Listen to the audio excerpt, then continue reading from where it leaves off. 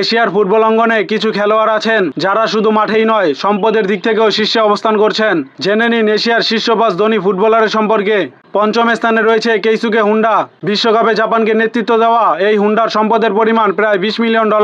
তালিকায় চতুর্থ স্থানে আছে শিনজি কাগাওয়া। তিনি ম্যানচেস্টার ইউনাইটেড ও বরুসিয়া ডর্টমুন্ডে খেলে সুনাম কুড়িয়েছেন। তার সম্পদের পরিমাণ প্রায় $25 মিলিয়ন। তালিকায় তৃতীয় স্থানে রয়েছে হিদেতোশি নাগাতা।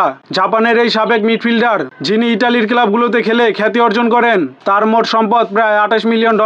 দ্বিতীয় স্থানে রয়েছে সং হিউং মিন। দক্ষিণ কোরিয়ার এই ফুটবলার ইংলিশ প্রিমিয়ার লিগের টটেনহ্যামের তারকা। তার মোট সম্পদের পরিমাণ প্রায় $55 মিলিয়ন। তিনি নাইকি এবং জিলেটের মতো ব্র্যান্ডের থেকে আয় করেন।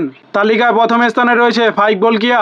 ব্রুনেইয়ের এই ফুটবলার বিশ্বের শীর্ষ ধনী ফুটবলারের মধ্যে অন্যতম।